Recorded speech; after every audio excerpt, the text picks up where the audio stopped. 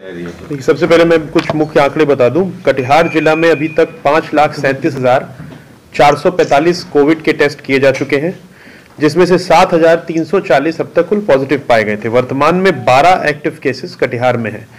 इस बैकग्राउंड में संपूर्ण भारत में एक साथ पहले चरण में 16 जनवरी 2021 से वैक्सीनेशन का काम प्रारंभ किया जा रहा है।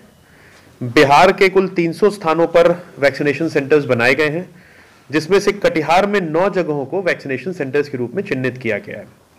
इनमें 8 सरकारी संस्थान होंगे और 1 प्राइवेट संस्थान होगा। प्राइवेट संस्थान कटिहार मेडिकल कॉलेज के रूप में चिन्हित किया गया है। 8 सरकारी संस्थानों में सदर अस्पताल है, बारसोई, मनिहारी, कदवा, कोढ़ा, कुर्सेला, फलका और डंडखोड़ा के हेल्थ फैसिलिटीज शामिल हैं। प्रतिदिन एक टीकाकरण स्थल पर 100 लाभार्थियों का टीकाकरण किया जाएगा।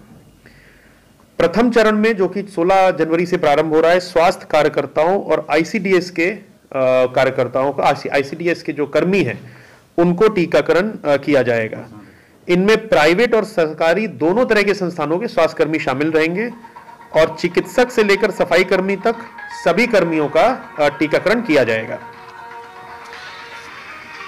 इस हेतु ये जानकारी देना आवश्यक है कि जिन कर्मियों का पंजीकरण पूर्व से किया गया है, उन्हीं कर्मियों का टीकाकरण किया जाएगा।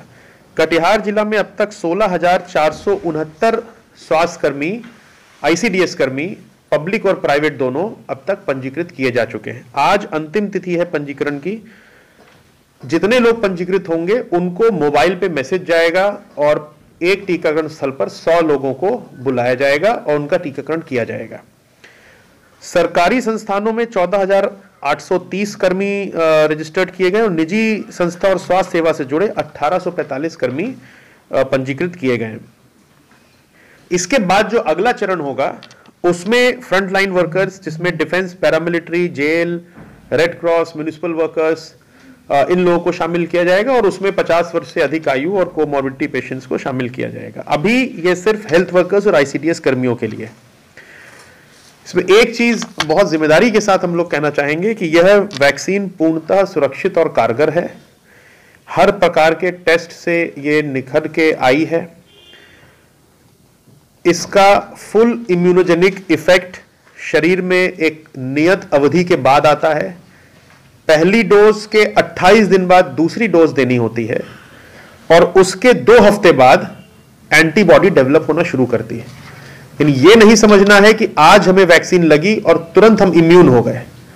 ये इस चीज को बिल्कुल भी नहीं दिमाग में लाना है। ये ध्यान रखना है कि पहली वैक्सीन की डोज जब पड़ेगी, उसके 45 दिन बाद ही एंटीबॉडी डेवलप होने की हम लोग उम्मीद करेंगे, और वो भी तब जबकि 28 दिन बाद दूसरी डोज भी ले ली गई हो।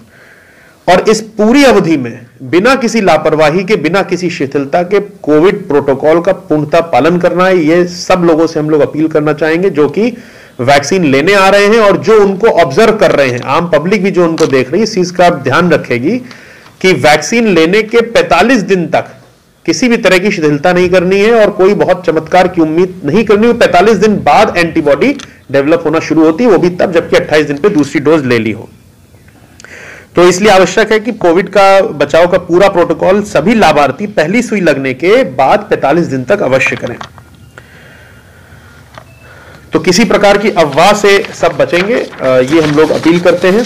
सारी वैक्सीनेशन साइट्स, जितने भी वैक्सीनेशन सेंटर्स हैं, उनको हम लोग 15 तारीख को पूरी तरह सैनिटाइज करा देंगे। मीडिया अगर देखना चाहें तो 14 तारीख को मीडिया जाके वैक्सीनेशन सेंटर्स देख सकते हैं। वैक्सीनेशन सेंटर्स मुख्यतः कुछ भागों में बटा है। सबसे पहले पहचान होगी लाभुक की, फिर रजिस्ट्रेशन उसका होगा, मिलान किया जाएगा, फिर टीकाकरण होगा और टीकाकरण के बाद प्रत्येक वैक्सीनेशन सेंटर में एक वेटिंग एरिया रखा गया है, क्योंकि वैक्सीन लगने के बाद उसको ऑब्जर्वेशन में जो लाभार्थी उसको रखना अनिवार्य है। आधे घंटे का ऑब्जर्वेशन पीरियड है। इस आधे घंटे में अगर AEFI, जिसको हम लोग कहते हैं एडवर्स इफेक्ट्स फॉलोइंग इम्यूनाइजेशन, अगर कुछ डेवलप होता है तो तुरंत उसका उपचार किया जाएगा। ये कुछ बहुत सीरियस बात नहीं है। कोई भी वैक्सीन अगर होगी, this is not just about Covid, कोई भी वैक्सीन होगी तो AEFI का हम लोग सतर्कता रखते हैं।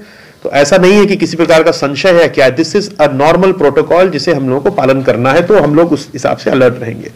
जो भी वैक्सीनेशन होगी उसका रियल टाइम डेटा अपडेशन होगा, इसलिए हम लोग इंश्योर करा रहे हैं कि हर